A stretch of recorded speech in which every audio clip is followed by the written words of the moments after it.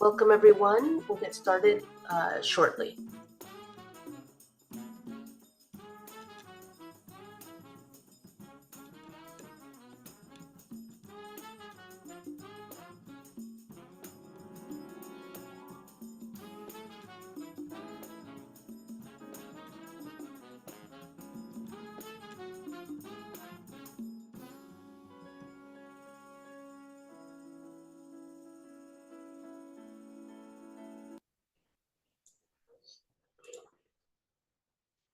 Okay, welcome everyone to the Portside CSC meeting this evening. My name is Shalema Budi Lopez, and I'll be supporting with facilitation this evening. Before we get started, David Flores on our team will walk us through the interpretation instructions. David? Thank you, Shalem. Good evening, buenas tardes. Voy a dar la instrucción en español y luego voy a pasar al inglés. I'm going to give the instructions for the interpretation in Spanish first, and then I'll provide that in English. Para aquellas personas que están con nosotros esta noche, para activar la interpretación, si están utilizando su tableta o su teléfono inteligente, por favor de localizar los 3 puntitos que están en el interior de la pantalla y seleccionar lenguaje, interpretación y escoger español, Spanish. Si algunos de ustedes están acompañándonos esta tarde por computadora, identificar el icono del globo abajo en la pantalla, presionar y seleccionar su lenguaje en español. Thank you everybody for joining us this evening for interpretation at this time. If you're joining us with an iPad or tablet or smartphone, please locate the 3 dots that say more and select that. Select your language interpretation for English so that you can hear the whole meeting in English. If you're joining us by computer, just locate the interpretation globe icon at the bottom of the screen and please select English for your language. Thank you. I'll pass it over to Shannon. Yeah, thank you so much, David. Thanks all for joining us today. Before we take roll call, I just want to remind everyone of our meeting agreements, as always. Ensure that we can create space for everyone to contribute. Step up if you have something to share. Step back if you feel like you've been taking a lot of space and sharing a lot. Only one person speaks at a time. Listen to each other, respect each other's opinions, knowledge, perspectives, experiences as well. Be mindful of time and please speak slowly and clearly for the interpreter to be able to interpret appropriately. With that, I'm going to go ahead and do roll call before we get started. I'm just going to pull this up here. And I know folks are still coming in, so we'll probably grab some folks as they're coming in. First, Keith Corey. Keith?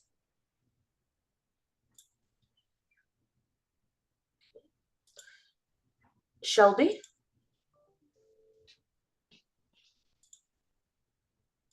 Okay.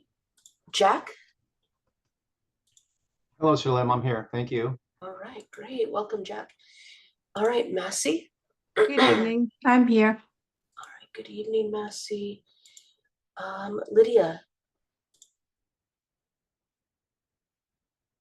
Sarah. Hi, this is Sarah. I'm here. Welcome, Sarah. And then, did I see Lydia come in? Is Lydia here this evening? Leslie. Phil.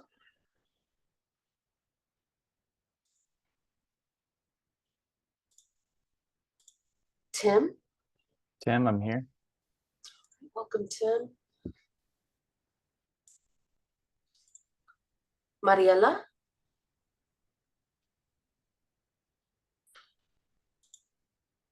Evan.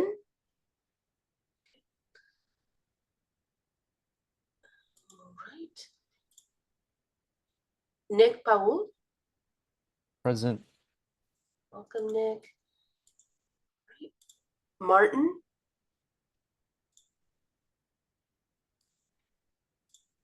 David.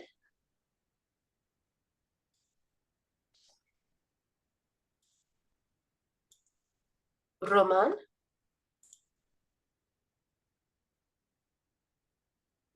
Roman, I think I saw you come in. I'm just looking here. Can you hear me? Hey, Oh, I can hear you now. Welcome. Yeah. yeah.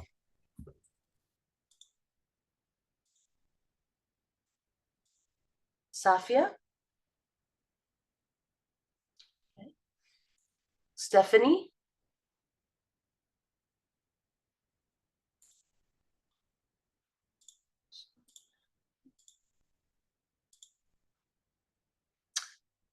Jose is out.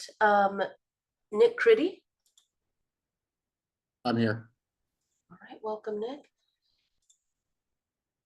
Sergio.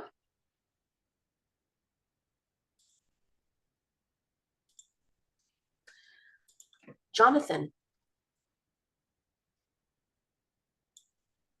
Jonathan? I'm here. Leanna is not. Okay, great. Thank you.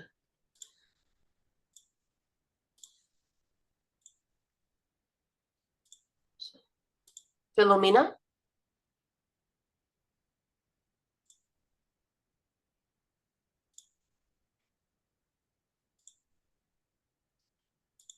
Okay. Janice said she wouldn't be here, but is Jackie here? Yes, present. All right, welcome, Jackie. John.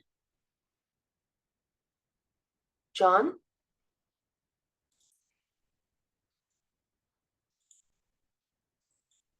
Hillary? Okay. Alicia? Presente. Bienvenidos, Alicia.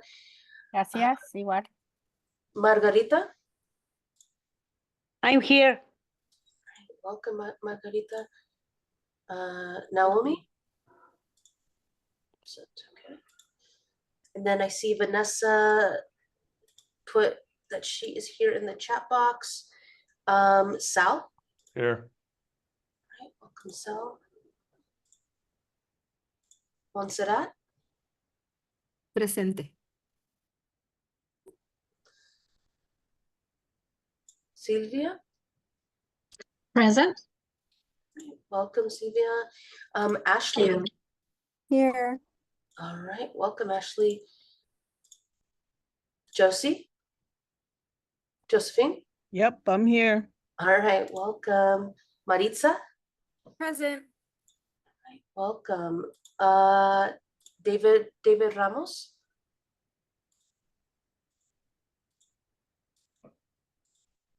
Okay. All right. So I'm just going to move this over on the screen so you all can see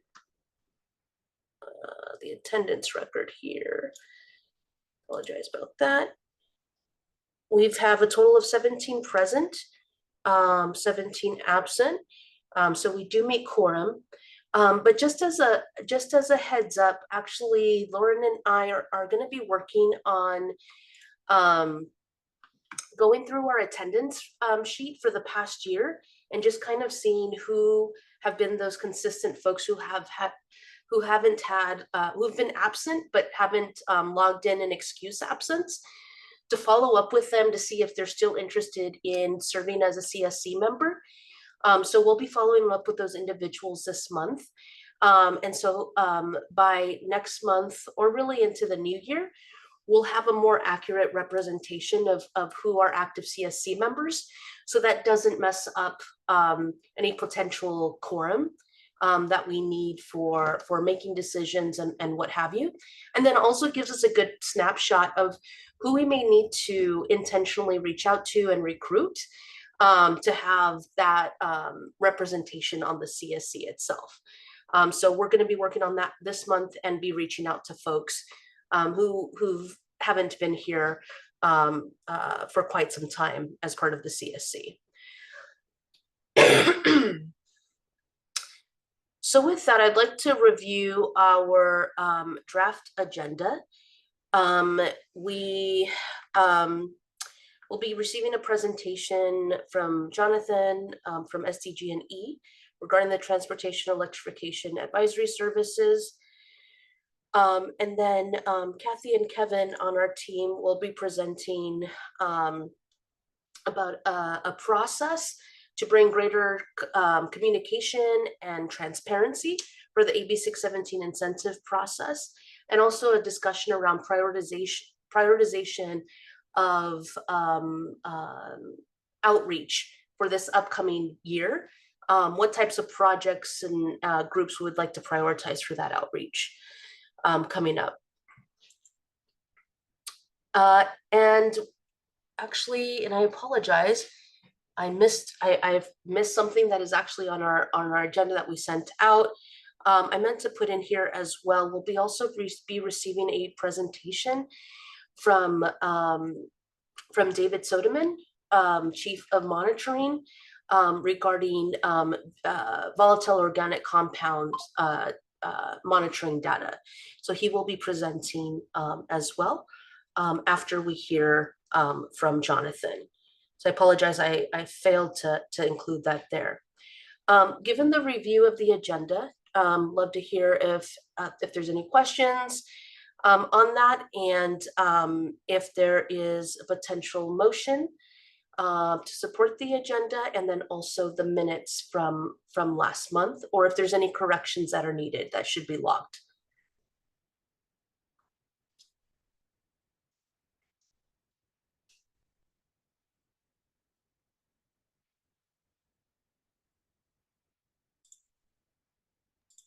Hi, Shalem. This is Tim Garrett. I'll move to approve the agenda and minutes from last meeting. All right, thanks, Tim. Is there a second? I second. Yes. All right, Maritza, thank you. All those in favor? Aye. Aye. Aye. All those opposed? All right, so the motion passes. And I just got a message in the chat asking if we would be able to send out the slide deck. We'll have the slide deck posted in our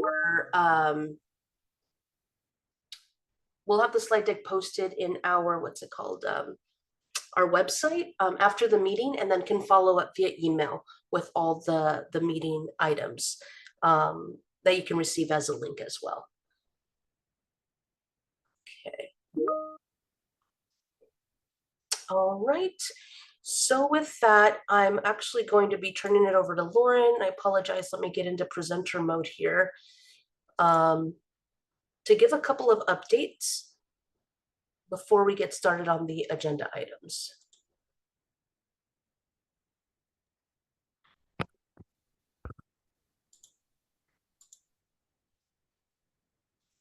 Hi, yeah, thanks, Shalem. Good evening, everybody. Thanks so much for joining us. Just a couple things to share out about right now. We currently have our 2025 Student Art Calendar Contest running at the Air Pollution Control District. So this is open to all students K through 12 that attend schools in San Diego County if they want to do a piece of artwork sharing what clean air for all, what do they think that would look like in their community if they had clean air for all in their community. And I will share the entry form and everything. It's all online. Where people can either mail it in or they can email it in. And then we pick 13 winners, and that ends up being our calendar. We put the artwork into a calendar for next year, and we give it out at outreach, and lots of people use them throughout the course of the year. So it's pretty exciting for kids to get to see their artwork used. And it's a neat experience for them. And then we also have wanted to just share out about a past event, actually this past weekend. If you want to go To the next slide, Shalem, we had outreach at the Tijuana River Valley.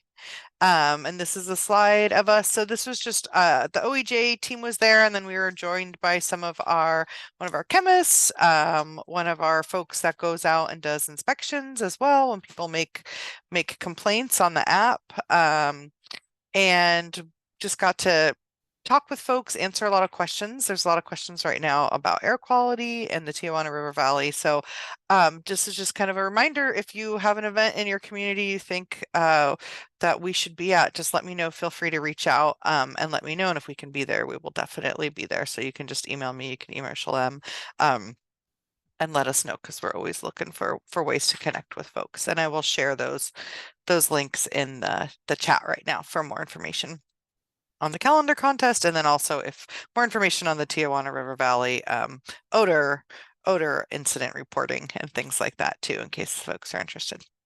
Thanks. Thanks, Lauren. I'd also open it up to folks as well if they have any announcements or updates to share before we get started.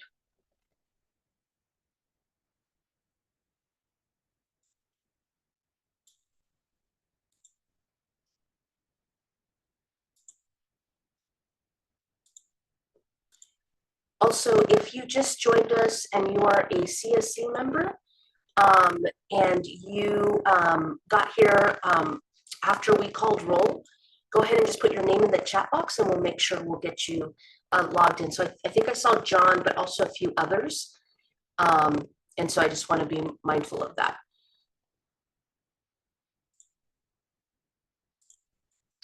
All right. I'm being told that my audio is a bit choppy, so I'm gonna stop my video, and hopefully that helps a little bit for next. Thanks, John. Is that better? No. Still sounds the same. It still sounds the same. Yeah. Okay. Is that better now? No. Yeah, kind of like a robot voice going on. So it's Okay. legible. It's just kind of weird. You probably have to log out and log back in.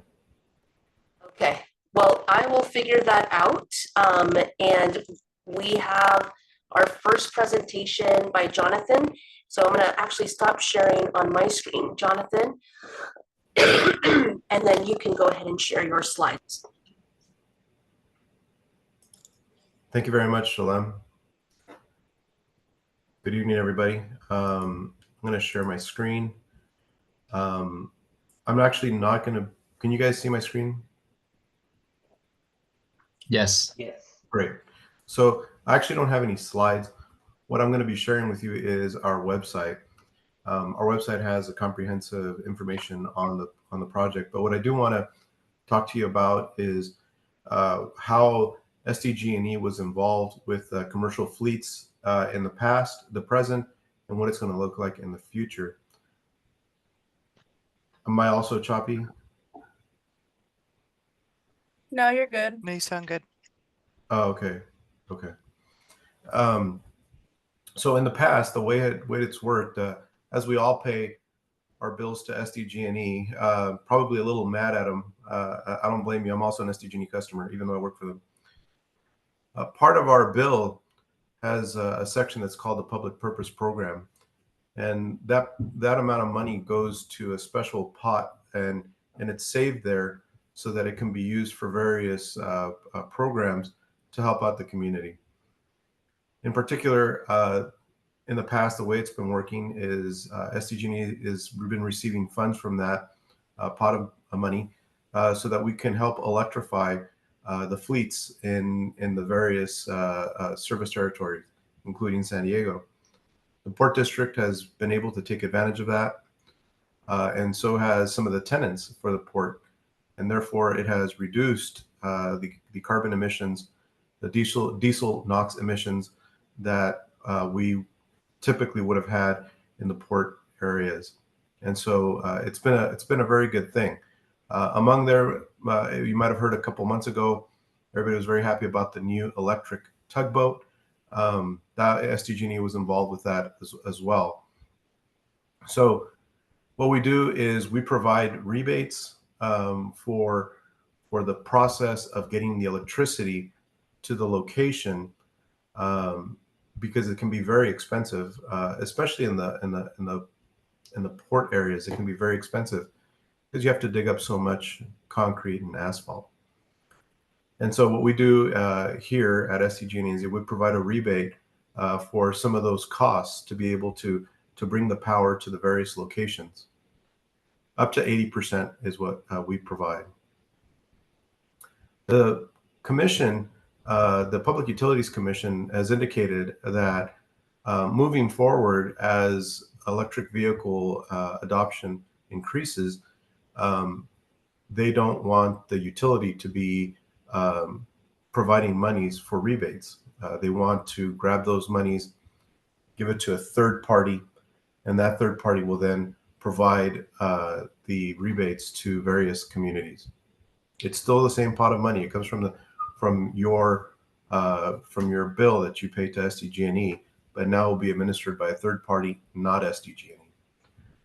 However, the commission understands that even if we're not administering the rebates, the customer still has to reach out to San Diego Gas and Electric in order to be able to electrify their fleet. That is where the Transportation Electrification Advisory Service comes into play. And if you look at my screen, you'll see that what is it? It's an advisory service. So we're no longer getting involved all the way with the customer and trying to hold their hand through the whole process all the way until they're electrified. We're just providing an advisory service to them. We're just saying, here's how the process works with SDG&E. Here's your potential pitfalls. Here's how we can work with you to make it easier for you. And if there's any other service that we can provide for you as an advisory service. And I'm going to scroll down so you guys can see. We're not just going to be talking about like, where do I start? We're going to be talking about things like what rate can we get you onto, how we can manage your load, and then how we can assist you with the Advanced Clean Fleets Regulation, for example, which is a regulation that's coming from the state that all fleets that have more than 50 vehicles inside of them will need to electrify by 2035, if I remember correctly. So we provide support to the customer, as we call right here, pre-energization support and post-energization support, so that we can help the customer before they go through the process of electrifying their fleet and afterwards as well. We also do something that's called emerging technology consultation, and it talks about here V2X capabilities and automated load management, but it also involves things like if a customer wants to put in solar, put in batteries, or if they want to invest into any other type of technology, but also if the customer is wanting to do some type of vehicle to grid, vehicle to building type of work. And then lastly, the automated load management portion is discussing how we can save the customer money, really, at the end of the day. How can we make sure that you're using your charging infrastructure at the appropriate times so that you're not using a lot at the most expensive times and you're using more of your electricity during the least expensive times. I wanted to present this to the committee because within it, we obviously have a lot of people who are in the residential sector that this does not directly impact them. But we do have also people who are in the commercial sector that could benefit from this advisory service. And I want to make it known to all of you because even for those that are here that are in the residential sector, you will ultimately benefit from any type of electrification of the transportation sector because it will represent less carbon-based, whether it's gasoline or diesel fuel usage in the Port District areas. I'd like to go ahead and open it up for any questions that anybody may have. I'll be more than happy to answer them.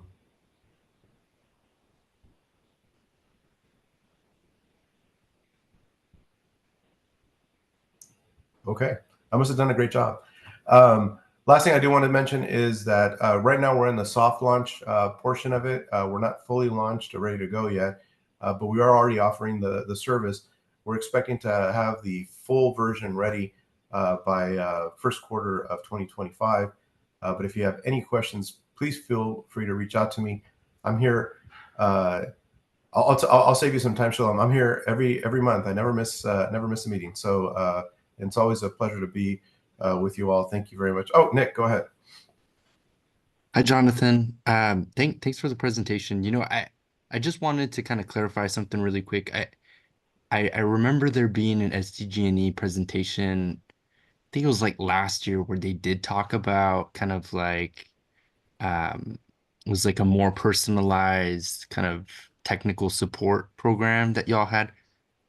Through this one, the TES program, like, is that replacing that other program? Yes, the program that you're referring to is this one here, the Fleets program. It's the one that I manage.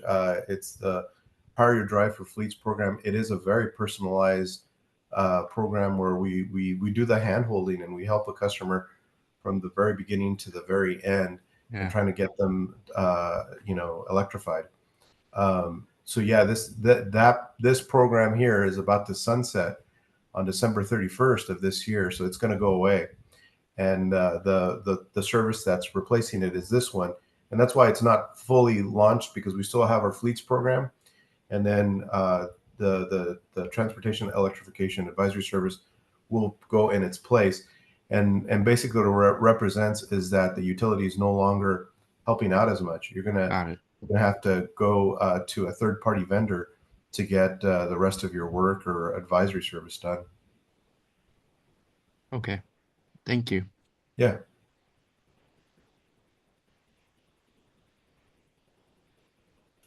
All right, Shalom, I'll go ahead and turn it back to you. I know that you gave me a lot of time for it, but yeah. now that I'm sharing my time with someone else, it's probably a good thing. No worries, no worries. Thank you so much, Jonathan. Is my audio a bit better? Perfect. Okay, great. So I switched headsets here. So thank you so much, Jonathan. And one of the things that I want to be mindful of sharing and being consistent with that as well, I'm just going to pull up my screen here, is really with every presentation that's shared, is making sure that, like, we always tie it back to what specific SERP goals and strategies is the presentation, and what's being shared during the presentation is supporting. And so goal number 3 for sure, and then a number of actions in the SERP itself. This program and utilizing the services of the program really accomplishes not just one, but many different actions in the SERP itself. So appreciate you, Jonathan, for sharing that information. If you have any like FAQ sheets or anything like that, or flyers on the program, be happy to distribute that out as well to those on our listserv who might be interested as well. So thank you, Jonathan. All right. I know that one of our presenters is making its way to this meeting. So I'm gonna pull things a little bit out of order than what they are listed on the agenda, and we'll go ahead and we'll do the monitoring presentation after we do the presentation and discussion regarding AB 617 incentives and process. Kathy, would you like me to share the screen, or would you like to share? It would be great if you could share your screen, if that works and doesn't mess up your audio. No, not at all. And Kathy, if I may, I just want to introduce kind of some background of, like, providing some background on, like, why are we here? Why are we having this conversation this evening? As I mentioned, let me put here on the current slide. As I mentioned, we want to always, be able to ground the presentations in terms of how is it connected to the SERP, and also the AB 617 program as well. I'm just going to change here. Okay. So action A2 or strategy A2 in the SERP is about the development and implementation of APCDs, the Air Pollution Control District's Public Participation Plan. There's a number of strategies in that plan that not only our work in the Office of Environmental Justice is doing to implement as a way in which we engage communities, but also every single division at the Air Pollution Control District. There's a couple of elements here in the plan that is relevant to our conversation today. In addition to that, the Community Air Protection Program, which the Portside Community Steering Committee is part of that program, the California Air Resources Board, CARB, just updated their kind of, it's really, they call it the Blueprint 2.0, but it's really the guidebook to air districts and to CSEs in terms of how to best go about doing one of these programs with communities. And one of the elements in that Blueprint 2.0 is really looking at how do we apply a participatory budgeting approach to how incentive funds are, prioritized, how they are distributed and all. And participatory budgeting has, and as Kathy and Kevin will share in just a minute, can mean a lot of different things to a lot of different people. And so we want to be able to ground this conversation in what does it mean within the context of AB 617 as well, and what that could look like moving forward as well. So I just wanted to ground the conversation in those two things. I'll go ahead and turn it over to Kathy now. Great. Thank you, Shalem. I appreciate that grounding. As Shalem mentioned, AB 617 really brought participatory budgeting to the forefront. And in our processes before AB 617, there wasn't very much opportunity for the community to become involved in decision making about our incentive programs. And so part of AB 617 is to encourage the district and our communities to enable community members to get informed about public resources, to really engage in prioritizing the needs of the community, to lift up those voices, and so we can hear what the community really wants and needs. Participatory budgeting can also include the community proposing projects or investments or services that are really desired in the community, and help inform how we allocate resources in a community informed way and in a transparent way, so you all can see what we're doing as part of these programs. Next slide, please.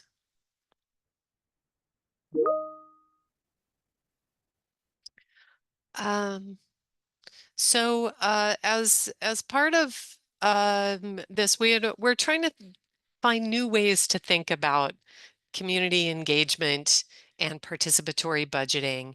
And what this slide really shows is our desire is to get into those yellow boxes on the slide here.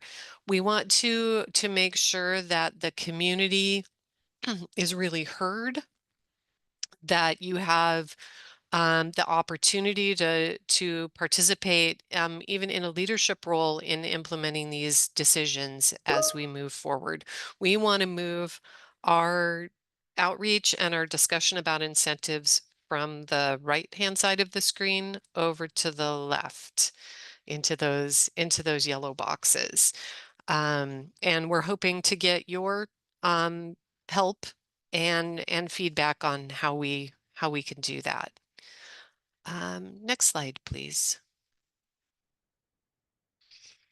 So some of the principles are really the underlying ideas behind participatory budgeting that we are seeing in the AB 617 program are we want to make sure that the conversations are timely, that the community and the members of the steering committee and other folks who are interested in the programs have enough time to review the information. So you have time to really absorb it and make informed decisions and be able to provide meaningful feedback.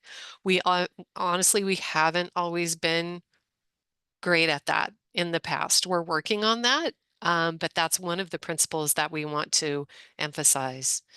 The second one is accessibility. We want to make sure that the information that we provide as part of this process is available in languages that make sense for the community and are really written in a way that people can understand what we're talking about.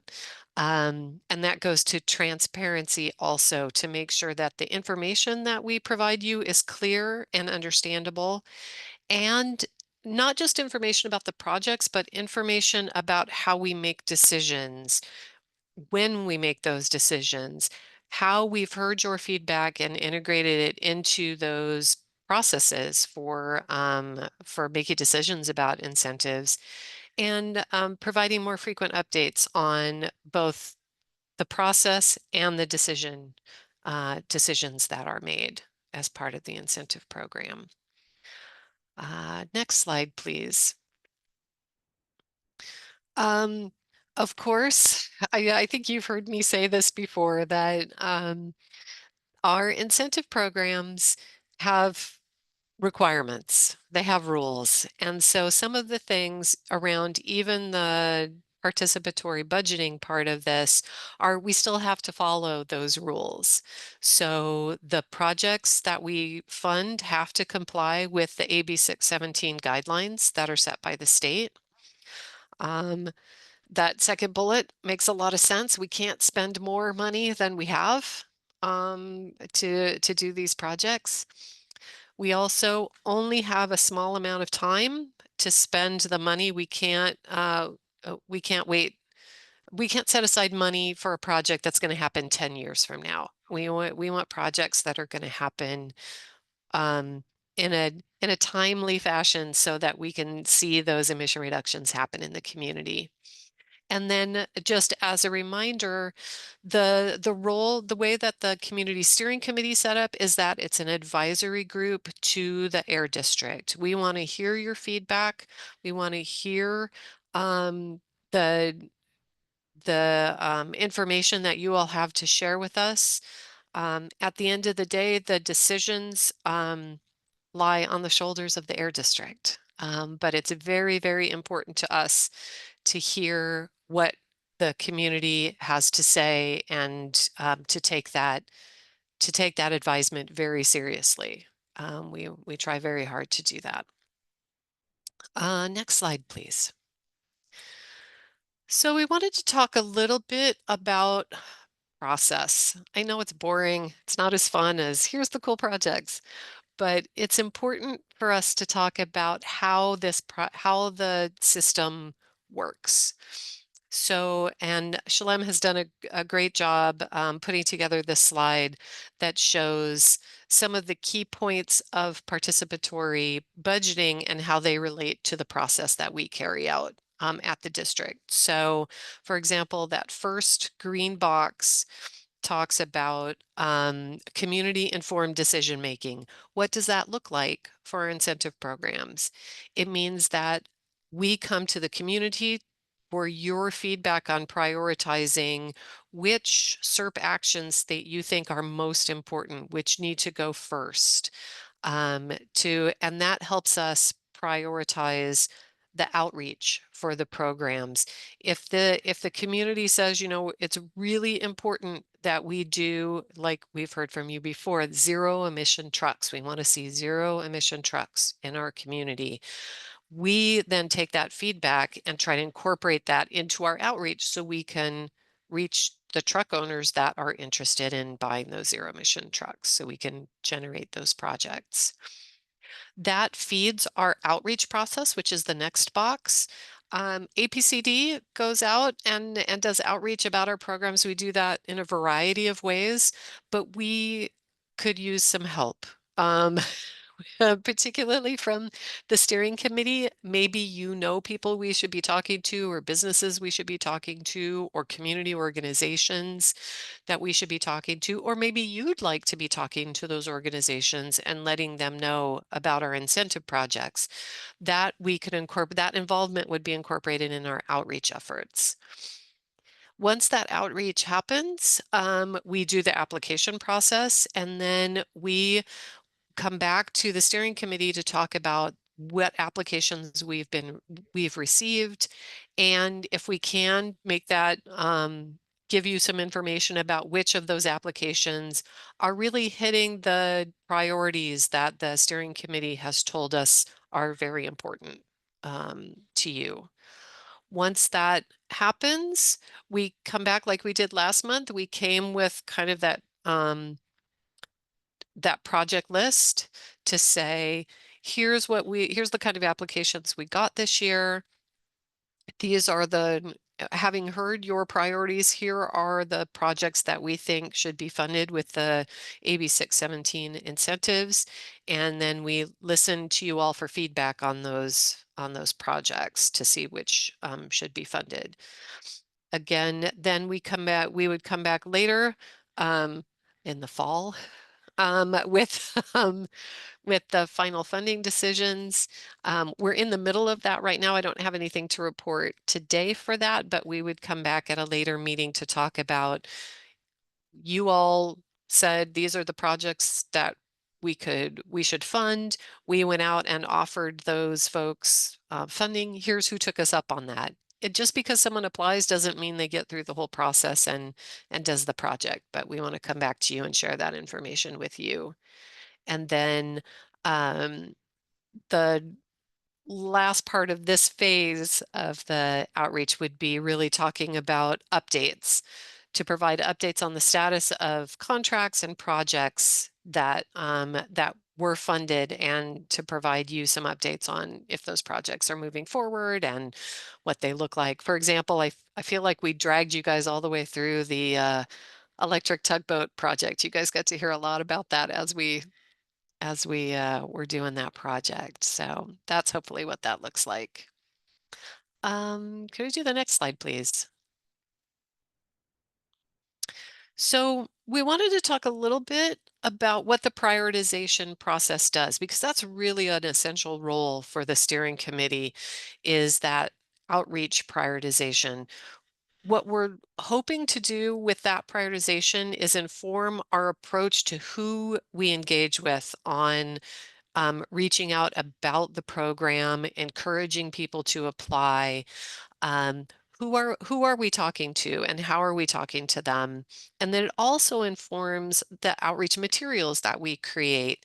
It shares the community's priorities. You know, those information sheets, we want to share that information that we hear from the community.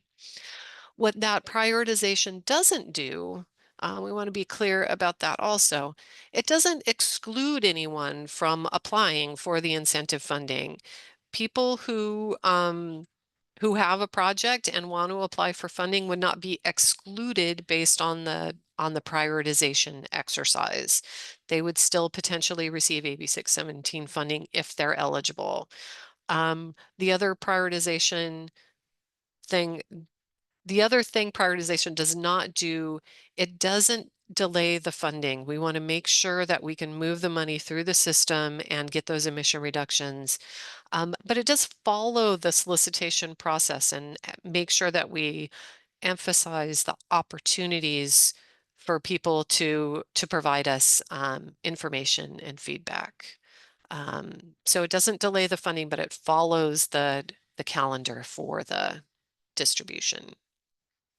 So that's pretty much our overview. I'm going to look to Shalem to see if we are ready to do our prioritization exercise. Yes, thank you so much, Kathy. I maybe pause here for just a second, just to see if folks have any questions for sure about the new, or just a lot of these things were happening, but just kind of more structured framework. for increasing communications, transparency, and prioritization as it relates to incentive funds. I want to see if folks have any questions or comments.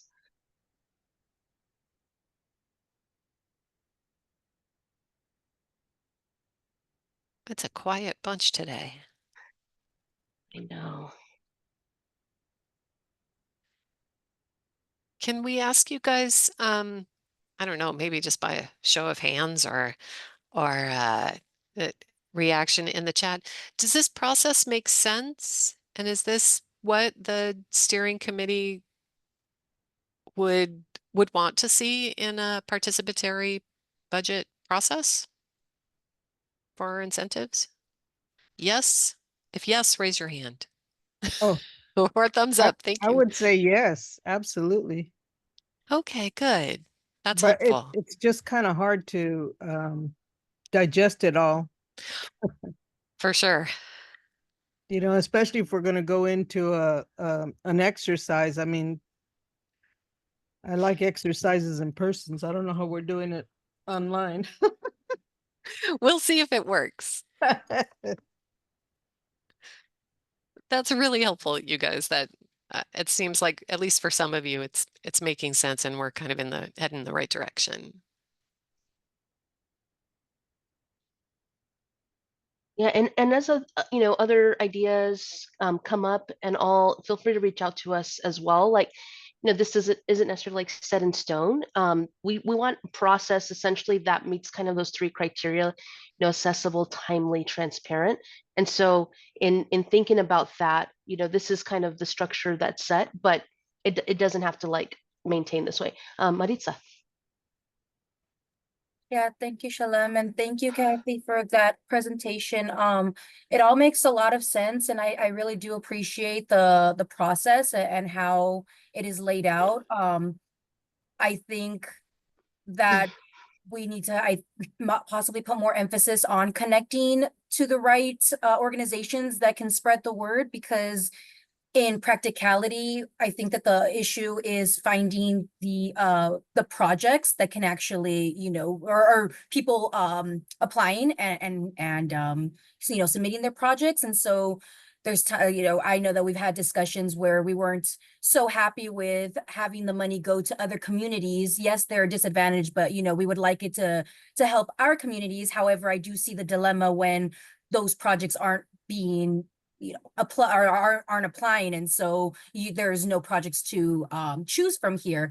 And I think it really just comes from the lack of accessibility sometimes to this information, and so really connecting to those organizations that are on the ground is essential. So yeah, I'll try to send some over that I can think of at the top of my head, and I encourage anyone else that is tied to an organization in the or knows of them to just start naming them, and we can how together collect a list that might be more effective. But yeah, thank you so much, appreciate it. Yeah, thank you, Maritza. Silvia. Yes, thank you for the time. This is very good information. I do want to emphasize the detail that's being presented here. Not in data at this moment, of course, but at least they mentioned, make informed decisions and honest decisions. Basically, that's what we're looking for. We want to make sure that we effectively use our funds, and as much as we love to achieve some goals in regards to projects, sometimes the timing is not the proper situation where we have to use those funds, unfortunately.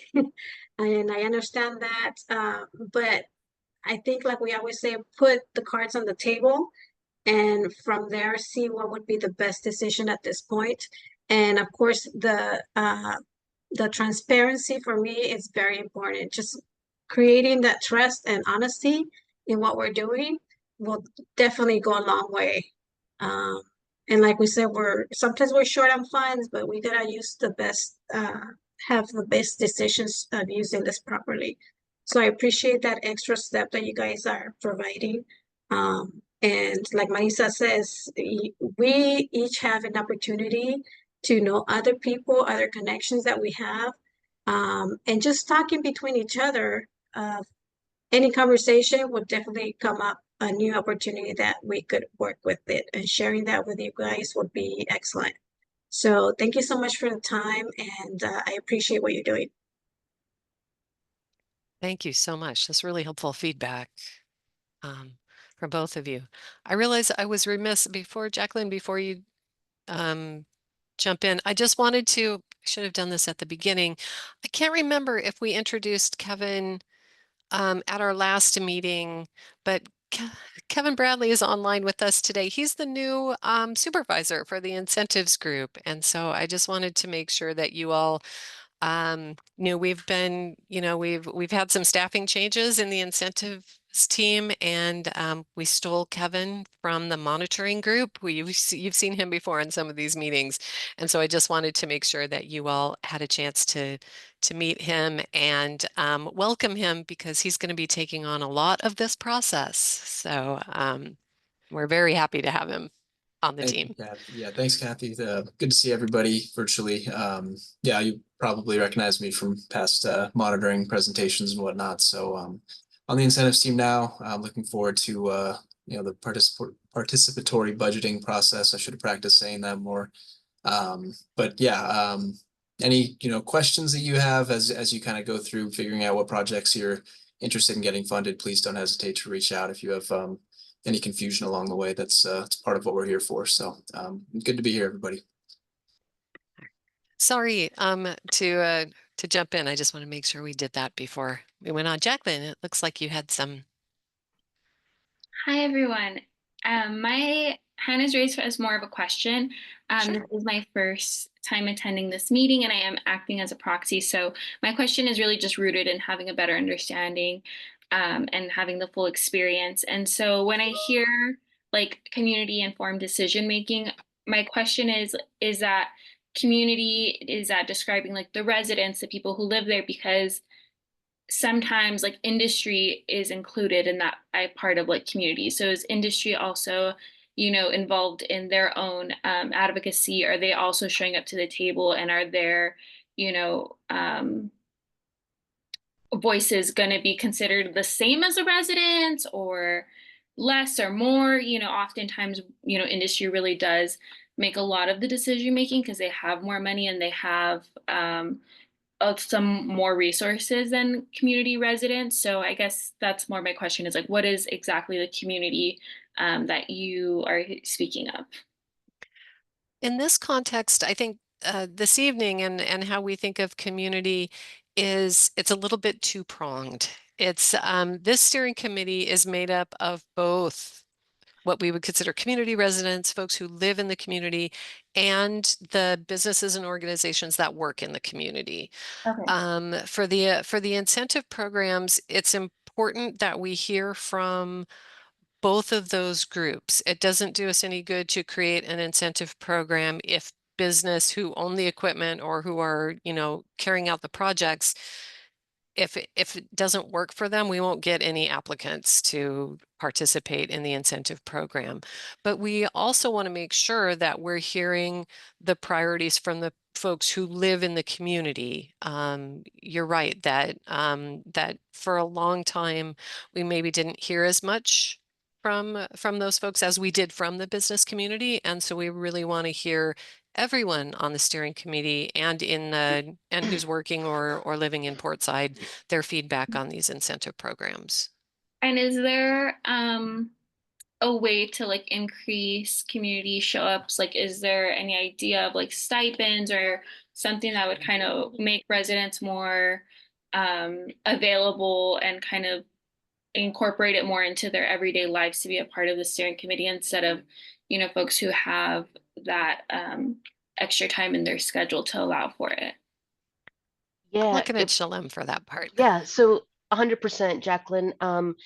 The community members that are part of the community steering committee do receive a stipend for their participation and the time and expertise that they're sharing.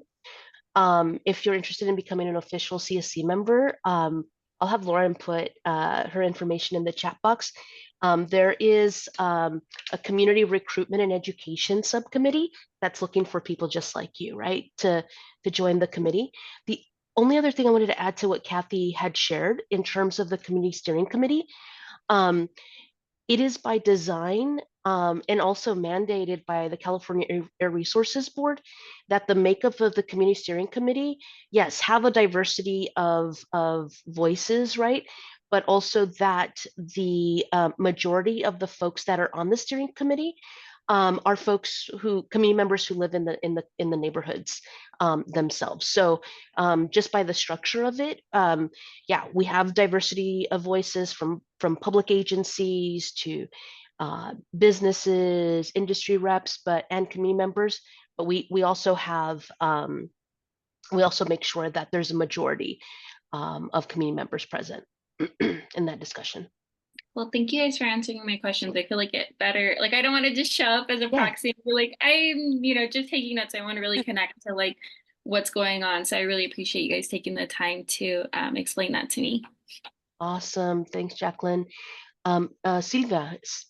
Shalom, yes, my question is quick. I understand you're still going to be contacting other people in regards to the participation. Do we have a deadline of the number of participants? And what is the maximum that we can recruit for? Yeah, in terms of a deadline, it's just kind of a revolving process. So we don't have like, we need all applications in if you want to be a CSC member by the time. So it's revolving whenever there's folks who are interested. In terms of a cap, I need to double check the bylaws before I'm able to answer that question. And I apologize, I don't have that answer off the top of my head. I also support the International Border, who also has a similar but slightly different structure as well. So I will need to take a look and see if there's a particular cap. But one thing to also keep in mind too is if there is a particular cap, many of the community members who are steering committee members don't have alternates, and it's really good for everyone to have an alternate just in case if you're not able to attend, someone can fill in that seat for you and make sure that there's community representation. So I don't anticipate, right, that we would like even if everyone had an alter, like it would, I think we still have a lot of work to do to get to that point. But I can double check and see if there's a cap as well. Okay, thank you so much. I appreciate it. Me personally, I didn't know we supposed to have an alternate. So I mean, I'm always here, thank goodness. But yes, it is always good to have an extra support. Yeah, it's not mandatory, but it is definitely encouraged if folks are able to have one. Mm-hmm. Sounds good. Thank you. Awesome. I want to see if there's any other questions or comments on the process itself.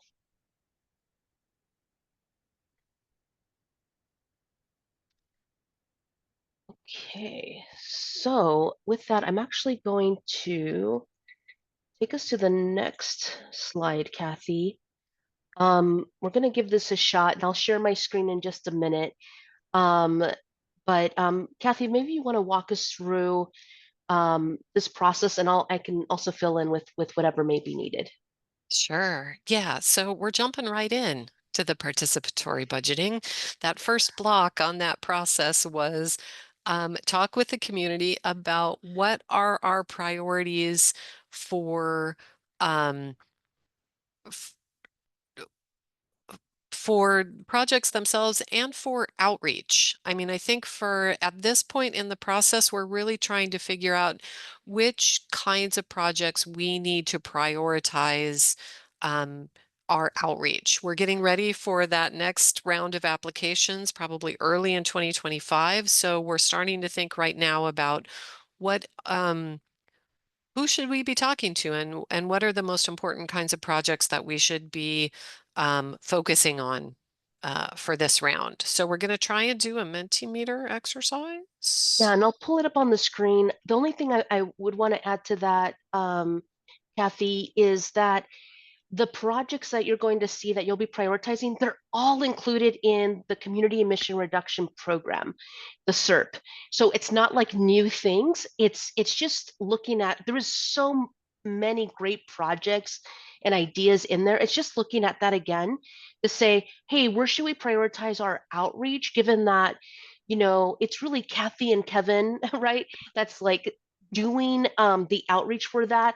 Our team and OEJ is going to support with that too. And then folks who are interested in this committee, we'd love you to support on that as well. But it's really about prioritizing, you know, that outreach. I'm going to go ahead and share my screen here, if I can get it working. Let's see.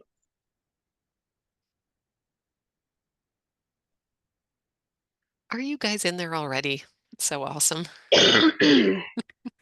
So we ended up asking the questions in a couple of different ways, because we know that this is a nuanced discussion and thing to engage in.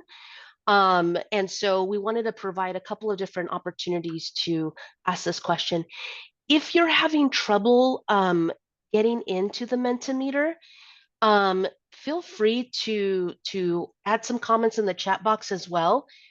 This is not the only way to share your priorities. So please feel free to get in here. Yeah, Tim. Thank you, Shalem. Just to clarify the question you're asking here, what would be the difference in prioritizing outreach for zero emission shuttles versus cargo handling equipment, for example? What would change? Kathy, do you want to take that? It would really be a question of which potential applicants would we be proactive in reaching out to? If electric shuttles are a lower priority and we can't get to those folks to do that proactive outreach, they might not get as much outreach as the ones that are at the top of that list that we would be more proactive in reaching out to. Does that make sense? Yeah, that's good. Thank you. Mm-hmm. Yeah, so we've got some good movement. It looks like the three currently are the air filtration program pair, zero emission trucks, and also HVAC filters for school. This is really helpful. One of the things I've been working with many of the partner agencies and others in doing an annual report for SERP progress. One of the things I saw is that air filtration or HVAC systems in schools, that's a big source that we haven't really tapped into as we'd like. So yeah, Sylvia. Yes, thank you. This is very good information. I do have a question in regards to the electric vehicle chargers. If you could just educate me a little bit more in regards to that. My other concern is regarding unfortunate news in regards where these chargers are located. There's a lot of fires being included in there. So that's my biggest concerns. I've always advocated for that I'm okay, or a lot of people are okay with changing into zero emission trucks. But the charging part, of course, it's something new.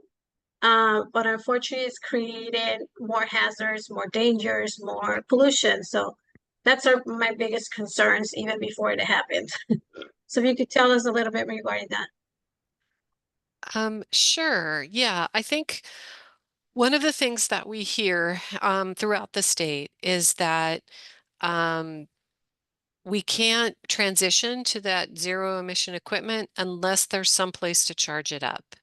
That can look that has a lot of different ways that can happen. You can have public charging at a public electric truck stop. You could have private charging if someone owns a truck and they own a warehouse, for example, and they park the truck there overnight. You could charge maybe 1 or 2 or 3 trucks there if they have a small fleet. There's some places have curbside electric vehicle charging where you just pull up and park and plug in. Sometimes they're incorporated in gas stations or other kinds of places where you wouldn't necessarily expect electric vehicle charging. And then for passenger vehicles,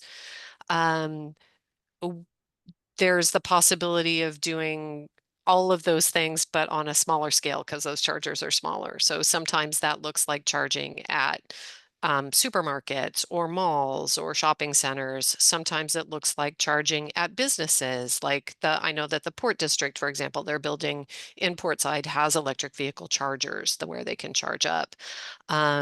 Sometimes it looks like residential charging, where if you're in our Clean Cars for All program, for example, there's an opportunity to get an incentive to install a charger at your home if you install or if you live in a home where you could do that.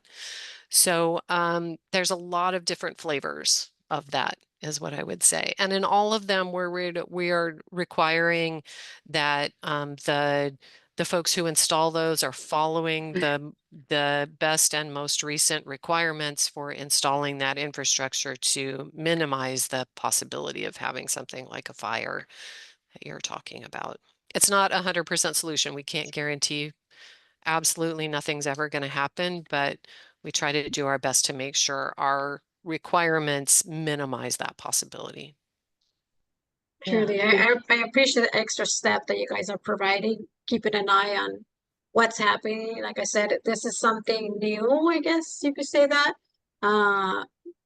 But it's always good to keep an eye on it and provide us with an update, because I'm personally concerned in regards to that because of that, what's going on. And I live close to an area where it's an in-home charge. And I don't know, maybe I think too much. But there's always a reason why I'm obsessed with that sometimes. Sure. Yeah, it could be scary if it's close to you, for sure. Right. And it's unknown, so we're learning. We are learning. Absolutely. So we're moving on. Shalom, do you want to talk about the second prioritization? Yeah, it's essentially the same question, but just a different way to give you all an opportunity to prioritize that. And so really this is more of a ranking choice with the same options here. These are all projects in the SERP that without kind of what's it called? Is it community preferred? Right. So these are this first ranking exercise we're doing is projects that are already eligible for AB 617 incentive funding. If you submitted an application in the next round of funding, we wouldn't have to do anything extra to look at that project and decide whether it was eligible and met the requirements. These are kind of baked into the AB 617 incentive program. We're going to do a second prioritization exercise that's going to be a little bit different after this. But these are projects that are eligible right now for incentive funding. Yeah. And so both the survey that you on slide 1 and this survey is just kind of helping inform our team on kind of what those kind of top priorities are. So for this next one is a different list. And again, these are in the SERP, but they would require like community or CSC approval to move forward. So these are in the SERP as well. We wanted to separate the two, given they're kind of slightly different processes to be eligible for that same fund of funding. And then also the other thing to keep in mind too, because these are projects that would require that extra step of community approval, they might take a little bit more of a heavy lift for our team as well if they are prioritized. But we want a mix of both. So go ahead and take a minute to take a look at these, and like you did for the first slide, offer your perspectives.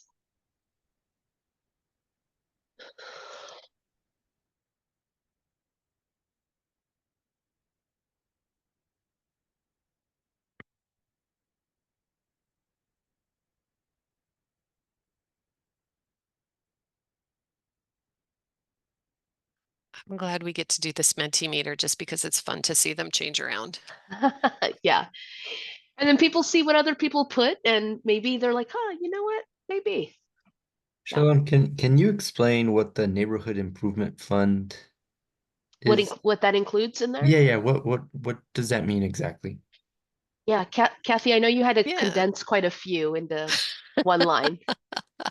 So this idea was to try and perhaps set aside some money for projects that the community itself wanted to carry out. I think we were thinking of them, it's a little bit of a catch-all for stuff we didn't think of that is still kind of eligible in AB 617, but would be a little more direct involvement of the steering committee in coming up with those projects. I know it's not a very good explanation there. It's a little squishy for us too. We just thought we'd throw it in there to see if people had some ideas.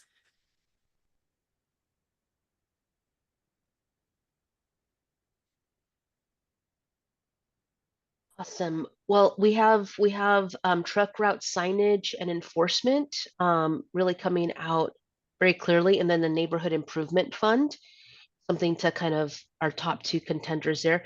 We're going to ask the same question, but in a slightly different way, and see what comes to the top.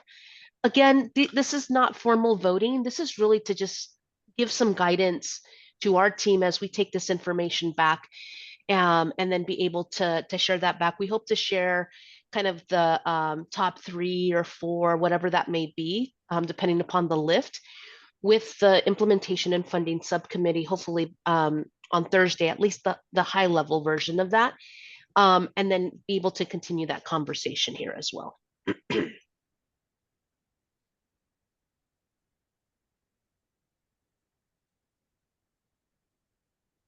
Yeah, one of the ways that we think we're going to, like I mentioned in the first part, was we'll use this for our proactive outreach, but also thinking about what does our work plan look like for next year? What projects should we be focusing on? What projects are possible? And how might we do those, particularly in the second batch? These are the kinds of projects and programs that would take more thought and more work to implement.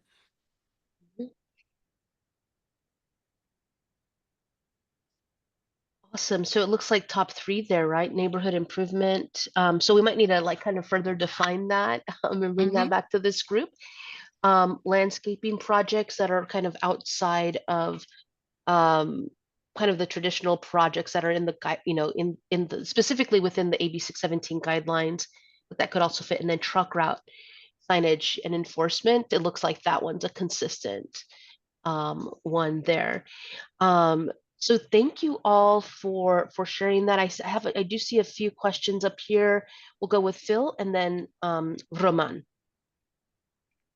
Hi, everyone. And thanks for going through this exercise, Kathy and Shalem and Kevin. I just want to, and I'm not trying to sway anybody's vote, but it sounds like everybody's already voted, so that's good. But I just wanted to bring to everybody's attention that the California Air Resources Board has developed their investment strategy for transportation initiatives. They do this every year where they describe, hey, we have a big pot of money, sort of like, APC will do with the AB 617 funding. CARB says we have a big pot of money and here's where it's all going to go to. And next year, as outlined in the draft plan for now, they're not going to be funding the HFIT program for like the Class A drayage trucks to go zero emission. They're going to let that funding run out, and that's probably not CARB's fault. It's the legislature's fault. They've decided that they're not going to allocate money to that category. So why am I saying this? Just if there are AB 617 funds that can go towards trucks, I think that's very important. And I know that that's been a priority of this group as well. So I just wanted to let everybody know that. Thank you. Thank you, Phil, for sharing that important update. Roman. Yeah, thanks. Yeah, Philip, thanks for that update. I think it's an important one. And I think as we think about incentives, right, like how do we maximize what is available, and then leverage what, what is remaining to make sure that like we're then investing in these priorities, right, that we're outlining. And I'd love to continue to think through that with you all. My question was more around like non-traditional, like 617 outline, like funding priorities we've had in the past, right? Like what process like do you foresee us going through for that? Like, is it more of a process for us, or is it a process that we then have to elevate to CARB because it hasn't been like an approved like funding structure, like the landscape one, like that we can do? That's a good question. There's it depends how far away it is from the existing guidelines. If it's something that's close to the guidelines and in the SERP and supported by the community, we can go through that community identified project process that's already outlined. If it's something that's further away from that, maybe it's something that we didn't include in the SERP, we didn't think about.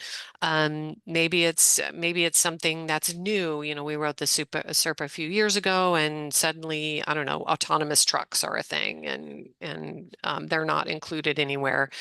That would be a bigger advocacy effort to try and allow those projects through the existing AB 617 incentive funding. So I'm afraid my answer is it depends. And that's helpful. It's just kind of trying to figure out potentially the processes, right, that we'll also then have to undertake. So yes.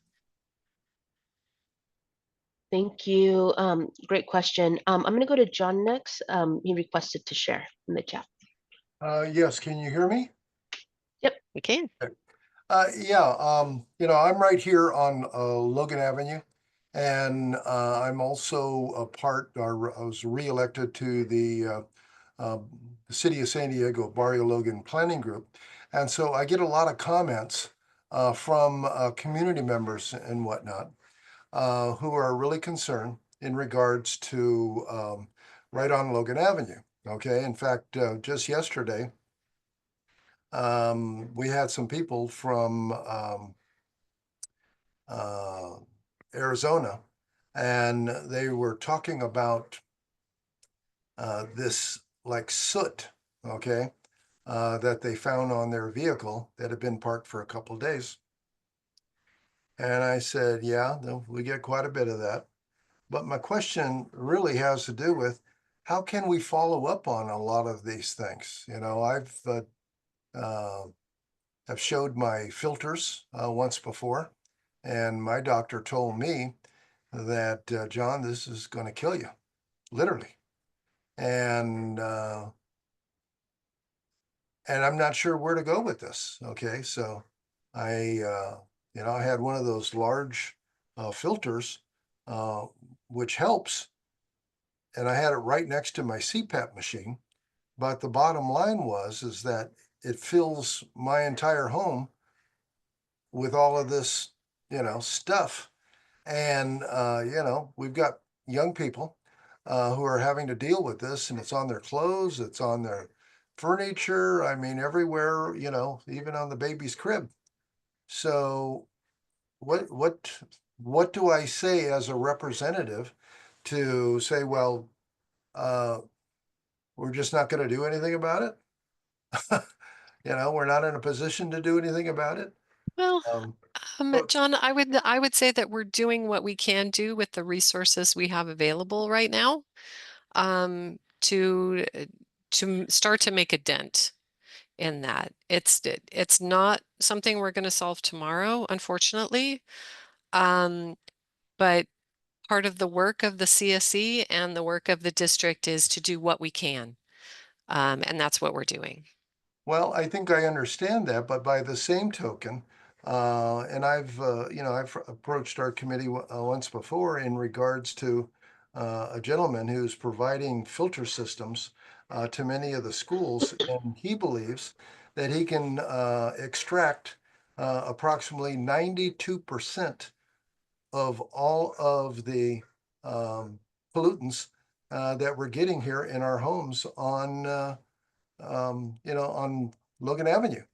And if that's the case, who do we go to try to get, you know, like in his case, he recommended getting some mini splits, and then he'll make the filters for them, because the mini splits are fairly inexpensive, but most importantly, it'll fit on every building you got, these old buildings.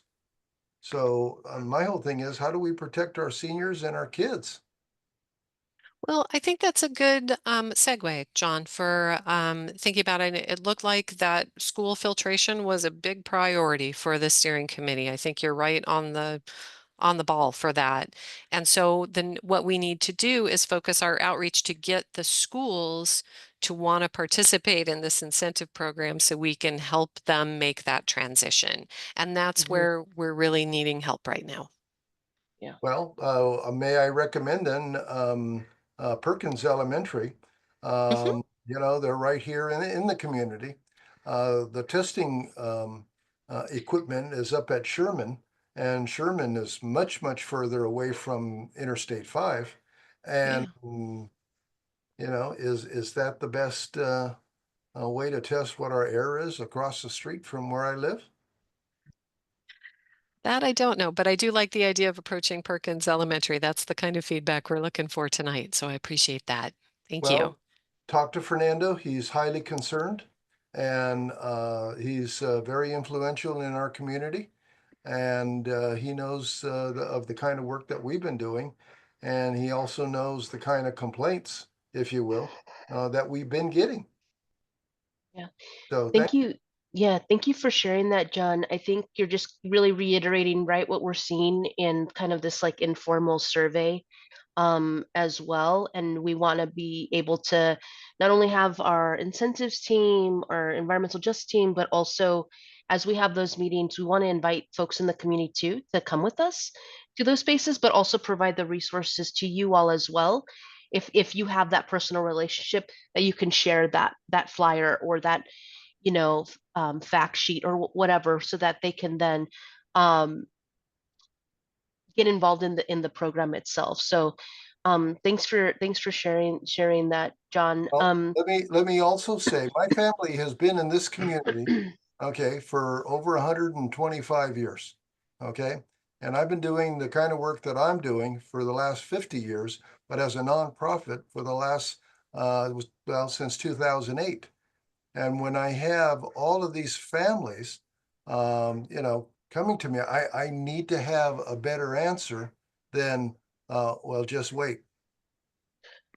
Yeah, I definitely, we could definitely talk more offline about that. I think there's certainly a number of things that can be done immediately. We are planning on launching PAIR 2.0 program as well, to get more of that immediate relief into homes of folks that are impacted here in the Portside area, but also region wide as well.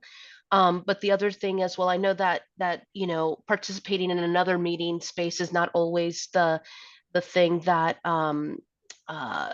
is accessible for everyone. So one of the things that we're actually in discussion with, Lauren has been working with the community recruitment and education team to develop materials specifically around providing more information for community members to protect their health and all. So I think definitely want to continue engaging in that discussion. And there's more efforts and more resources to come.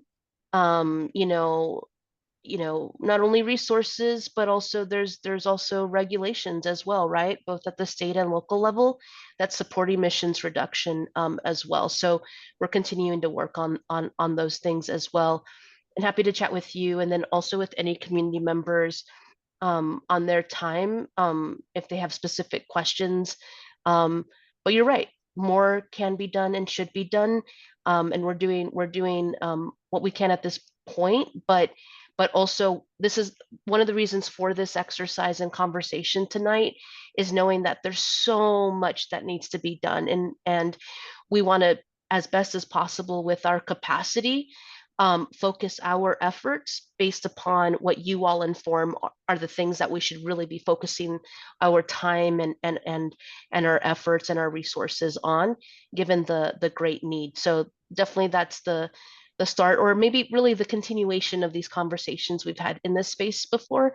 It's in a little bit more structured way this evening, but is really trying to get at the point that you're making, John, is that these are important community priorities, and we're doing the best we can to hear you all in terms of like how we should spend our time, specifically in this case in the next coming year to get that information out. I'm being told, okay, I've been talking with Nora Vargas, Juan Vargas, and with Vivian Morenos, and they've been listening, okay, and I let them know that, you know, we're really highly concerned about this, and I'm told that there might be, if you will, both state and federal grants that could be used to solve the problem, you know, almost immediately with getting certain kinds of grants to protect our children. I mean, yeah, why it's not, you know? Yeah, no, absolutely. I think I agree. There's certainly a wide there's a deep and a wide approach, right, to all of this that I think is reflected in the in the SERP itself, not only in terms of incentive dollars, but there's also land use policies, transportation policies as well. And that's why I'm really thankful to have often city representatives here and also like Sandag and Caltrans representatives, because it's a comprehensive approach or a set of approaches that it's going to take in order to address this issue. And so not just on, the air filtration front, but on a wide variety, from policy to emission reduction technologies to changing thresholds, right, in terms of what is allowed to be emitted in the air, that is making these reductions.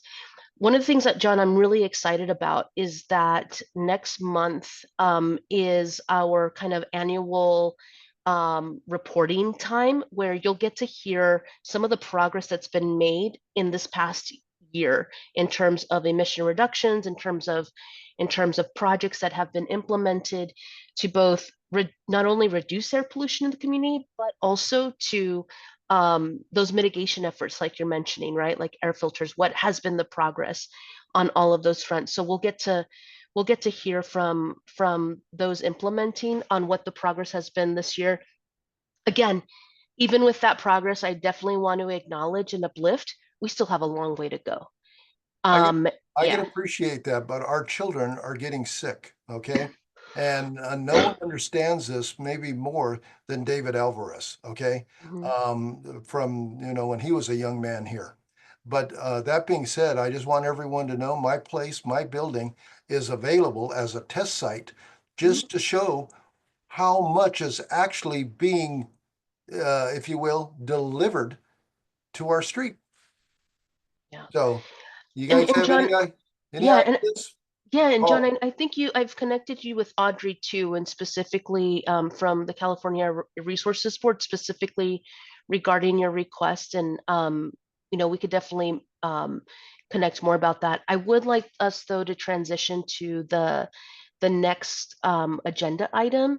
Okay. Just given the time as well. But Domingo, I saw you come off mute for a minute. Just want to see if you want I was just going to mention that, Shalom, because our next agenda item talks about monitoring, so that information will also pertain a lot to this conversation. So we should probably move to the next item. Thank you. So with that, I'm going to transition to the next item regarding monitoring and getting that update as well. And David Soderman, who's the Chief of Monitoring, will be doing this presentation this evening. David, is it okay if I share my screen? Yes, go ahead. All right.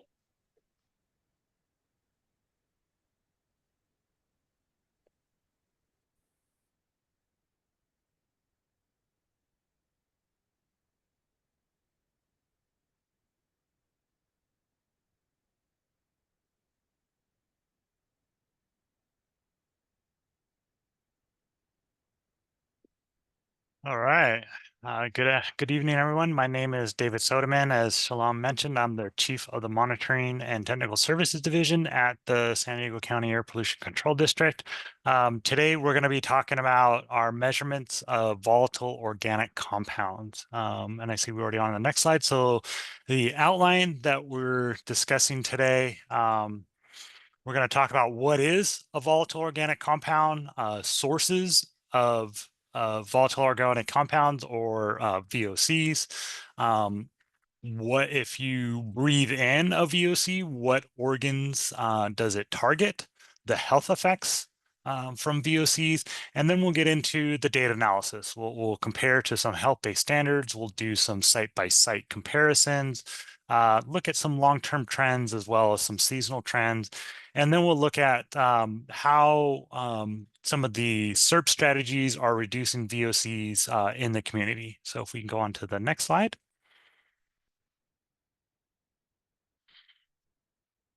So what is a VOC? A VOC is any liquid or solid that basically at room temperature releases and vaporizes or evaporates into a gas.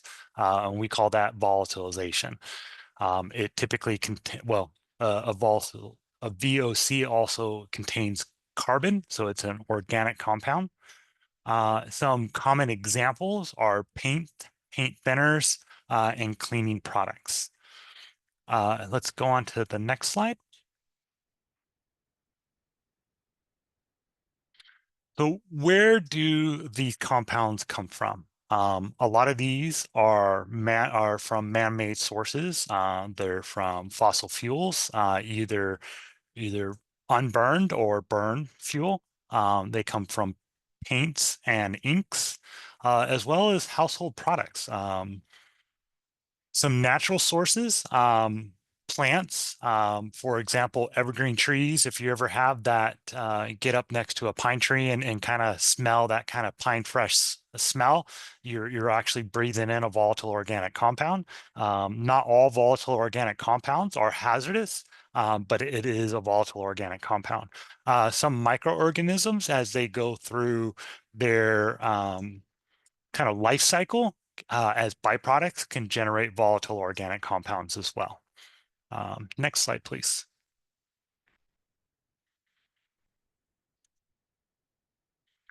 So what are some of the specific VOCs that we're going to talk about, and what are their sources? So on this table, we list some of the volatile organic compounds that we're going to talk about today. Couple of the ones that we'll kind of highlight are benzene. Some people might be familiar with that.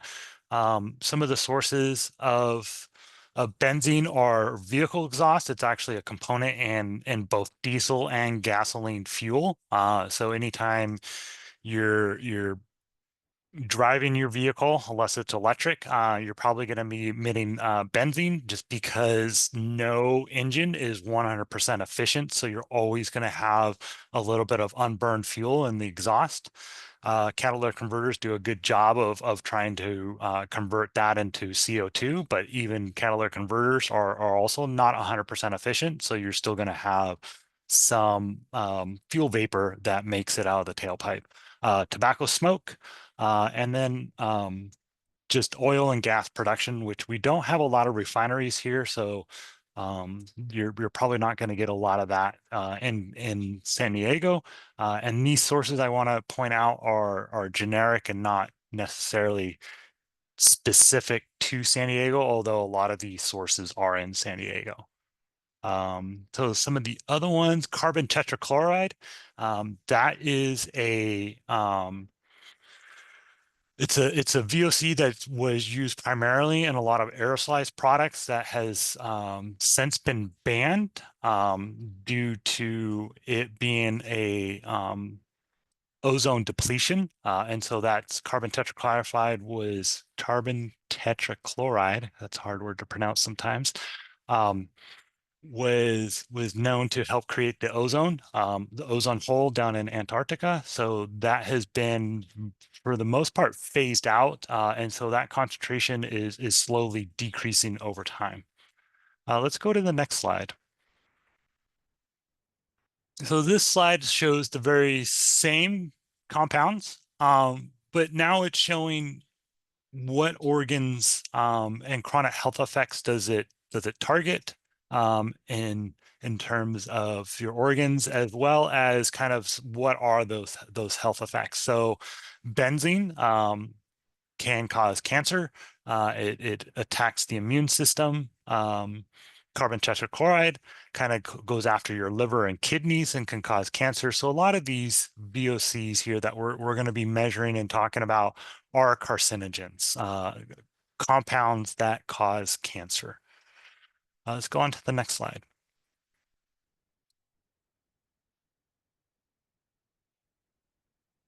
So where are we monitoring?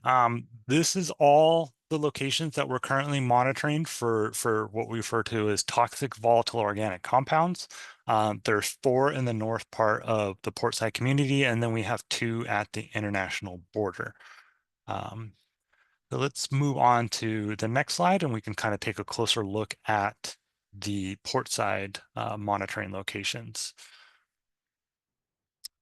So we're collecting at the Sherman Elementary School, the Marine Terminal, the Chicano Park, and our site kind of at the on-ramp at Boston Avenue at Interstate 5. And then as we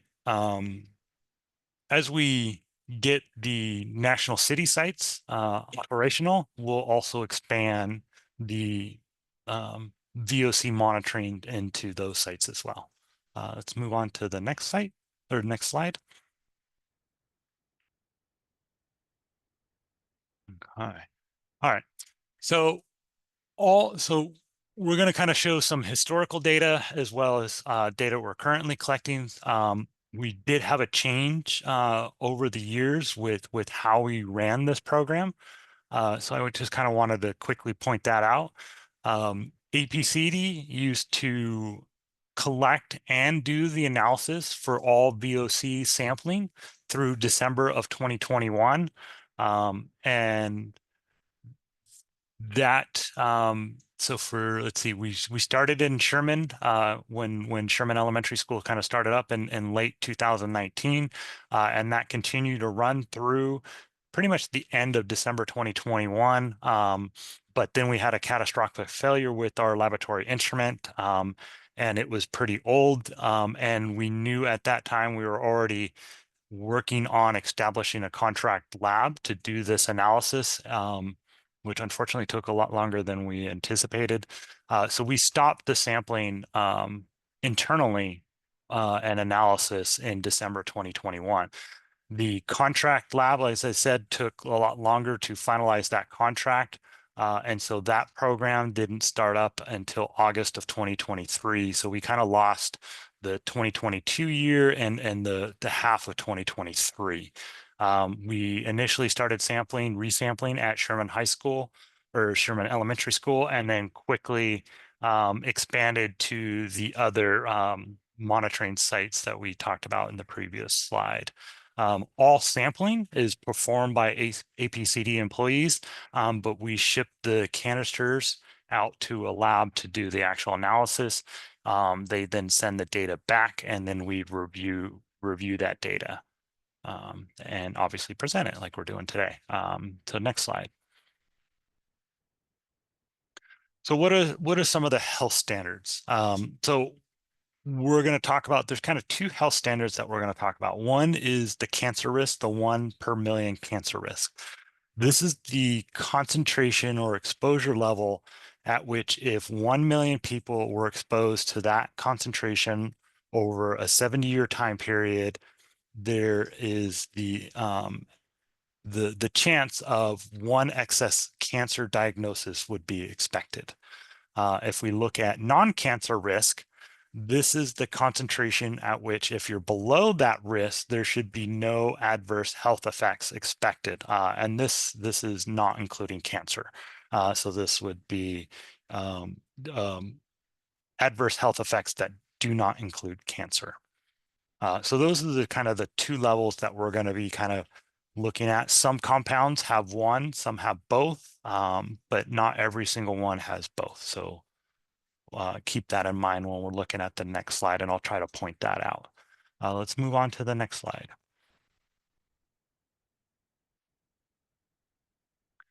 All right, so this is at Sherman Elementary School.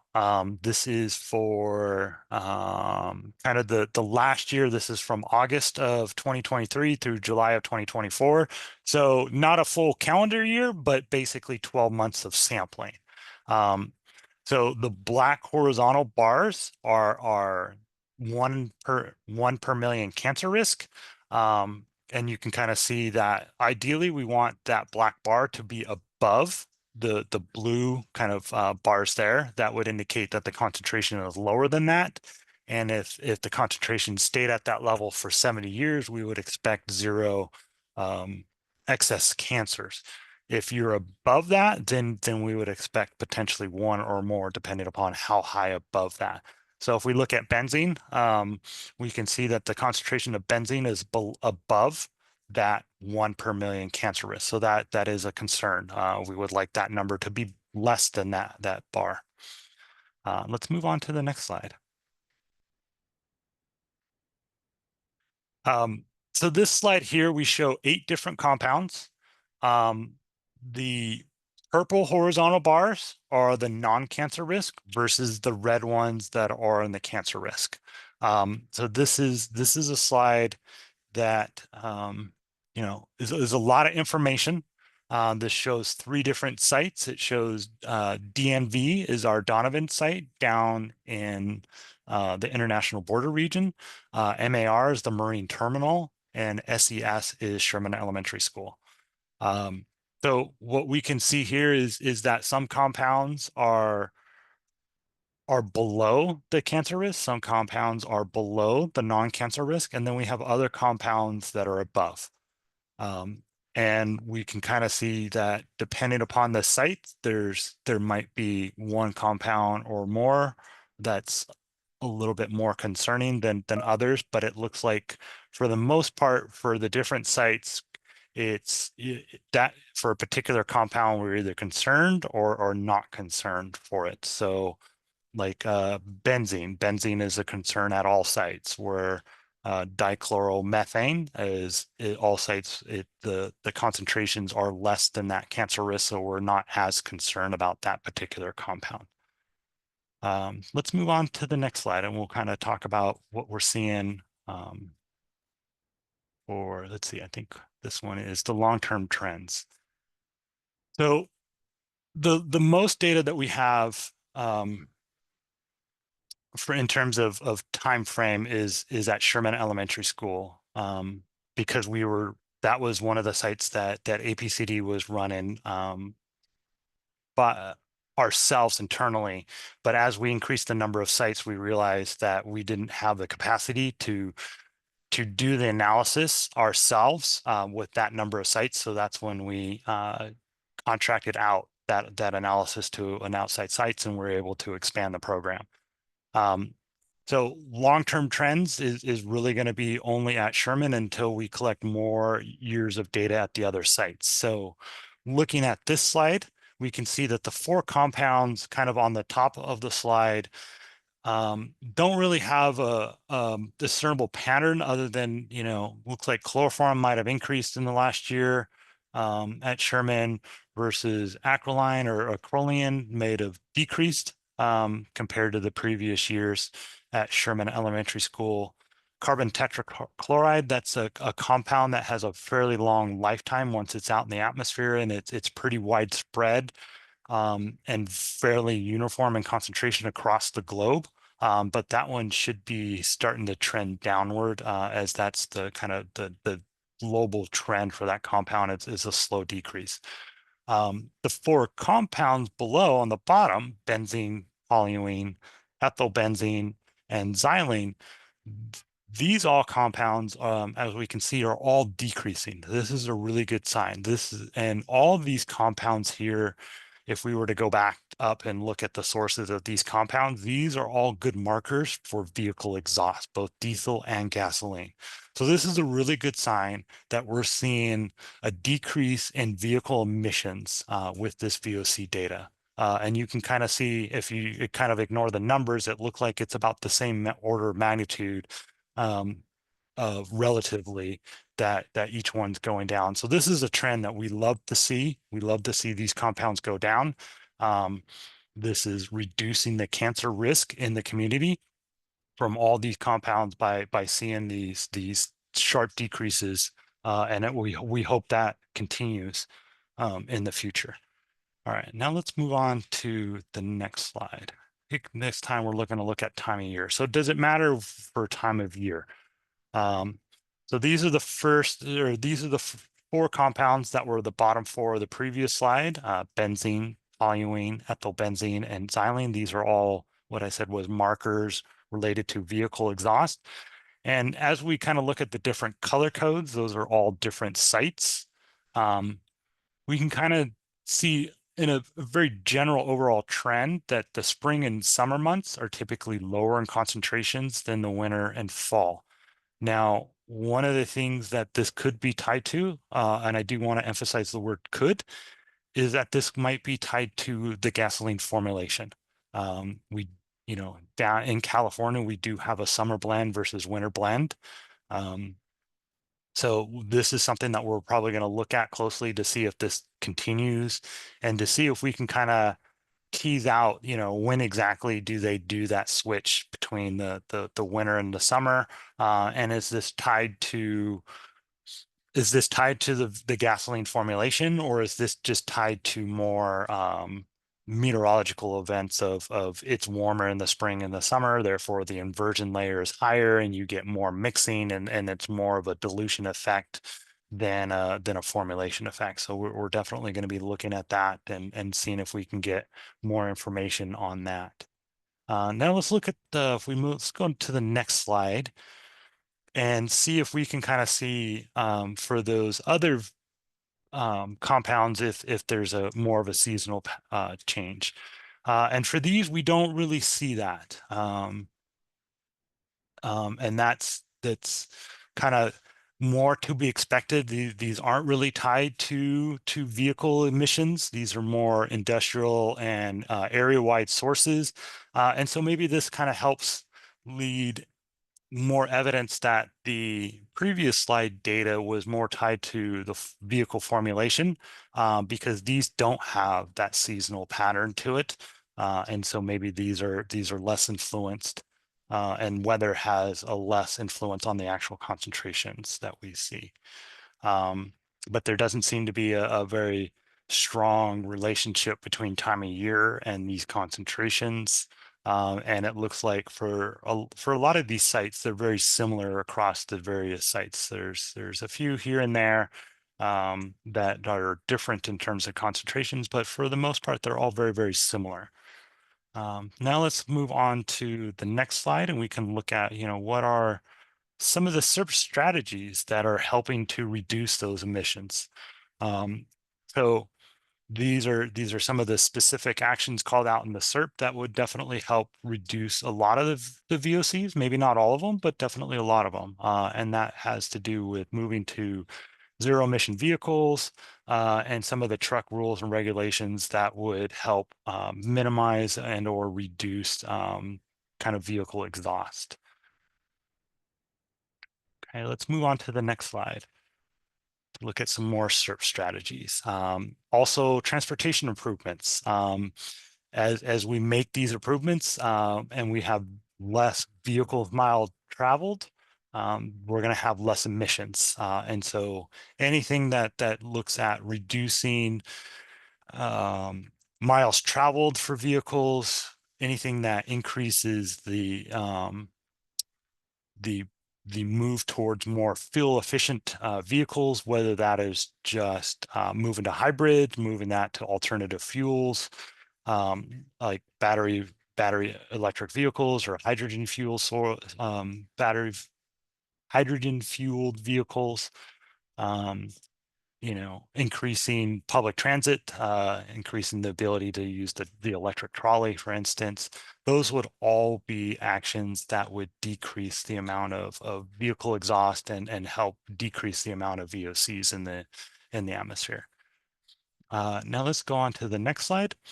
So what are some personal actions to kind of minimize either your generation of VOCs or your exposure to VOCs? So using public transit, walking, using bikes, those will all be things that would reduce your personal footprint of emitting VOCs. Another thing to do is to ventilate the home when cooking. A lot of times cooking generates VOCs. Getting those vapors out of the house and not trapping them in your house when you're cooking would decrease the amount of VOCs. When you're driving on a freeway or really even on any street, but particularly on heavy traffic streets, keeping your windows closed and recirculating the air, so that way you're not bringing in air that is basically in a high VOC zone. So high traffic areas are going to have higher concentrations of VOCs, and so you're going to want to have your air be recirculated or off, and that would help minimize the amount of VOCs that would be able to enter your vehicle when you're on those heavy traffic. If you're on a low busy street and there's not a lot of vehicles around, then it's a lot better than to have your windows open at that time. And then household products, using them, storing them properly, and using them according to the manufacturer's specifications and guidance will definitely help minimize the amount of VOCs in your house. And if we go on to the next slide, talk about future actions. So as I kind of mentioned before, we're going to once the national city sites are up and running, we'll conduct sampling with that. We're going to be, the next time we present, we'll kind of talk more a little bit about the health risk factors and kind of talk about the total cancer risk based on these compounds, and we can then kind of look at kind of overall, seasonal trends of total cancer risk and also multi-year analysis, since we just kind of focused on 8 compounds, but we measure up to 60 compounds. So we want to try to bring more of that information, but also bring it in a way that's a little bit easy to understand and not overwhelming of like, here's 60 compounds. We don't want to do that. And then want to do more analysis on more compounds, and then also try to figure out if there's a way that we can kind of bounce this data or check this data with other instrumentations, or potentially do source apportionment to try to kind of figure out, can we tie some of these compounds to a specific source or a specific source category that we can then track. So more information the next time we present on VOCs. And then if we go on to the next slide, I think that's just my contact information and Domingo's contact information. And I'd be happy to answer any questions as long as we have time.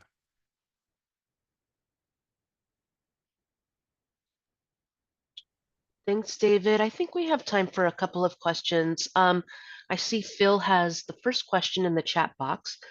Phil asked, do biogenic fuels, such as renewable diesel, etc., have lower VOCs than fossil-based fuels? That is a really good question, and I don't know, unfortunately. I think that's a good question. We'll have to do some research on that one.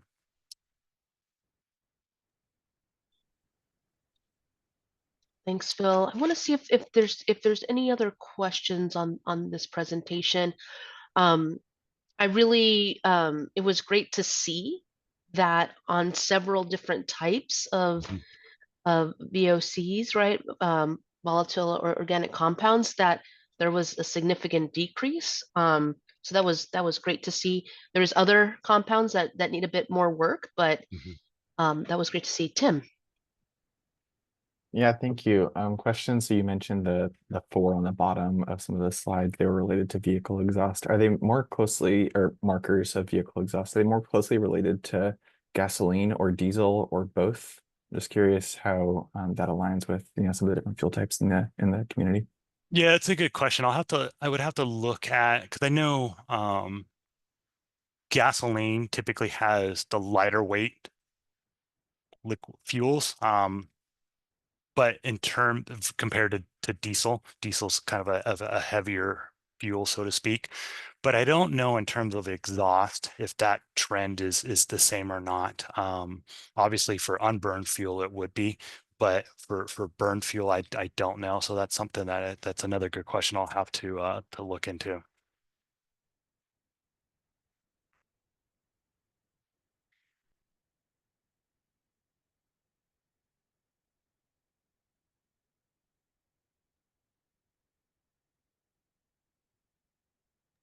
Sorry, I didn't realize I was mute. Are there any other questions for the presentation?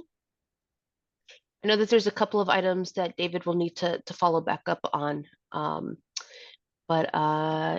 Yeah, great. I know that we're close to time here.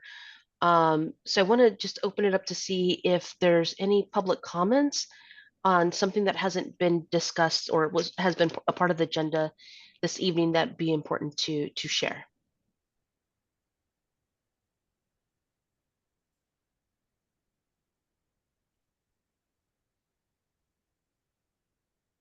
Okay. I'm going to share my screen again really quickly. So our next meeting is scheduled, if it keeps the cadence that we usually have for these meetings, is scheduled for the week of Thanksgiving. I know that a number of folks, that's a really busy time for folks, and some folks will be traveling as well. So we're actually going to move the meeting 1 week in advance. So to November 19th. I had shared with folks that that at the next meeting will be an opportunity to hear from all the SERP implementation partners, an update on how they've been working to advance strategies and goals in the SERP. And so it'll be a fairly long presentation with certainly breaks for Q&A and all.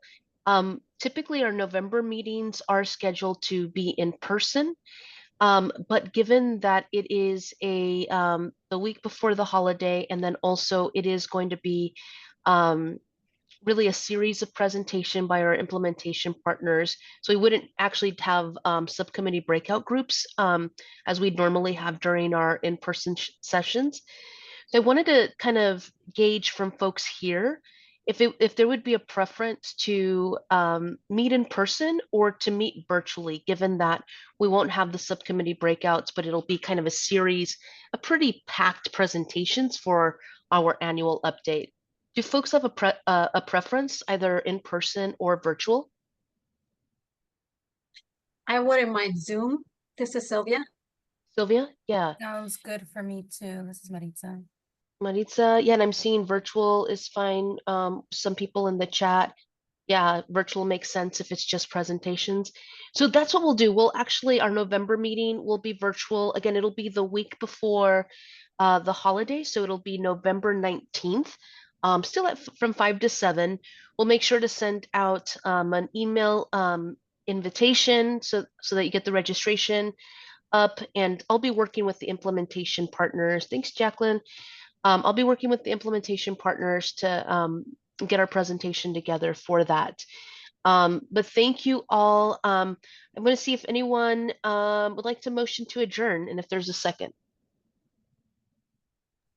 This is Maritza. I motion to adjourn. Thank you, And I Maritza. second. And Roman seconded. And all those in favor, say good night. Good night. Good night. Good night. All right. All right. Take care, everyone. Yeah. Bye. Hello. Thanks, everyone. Bye.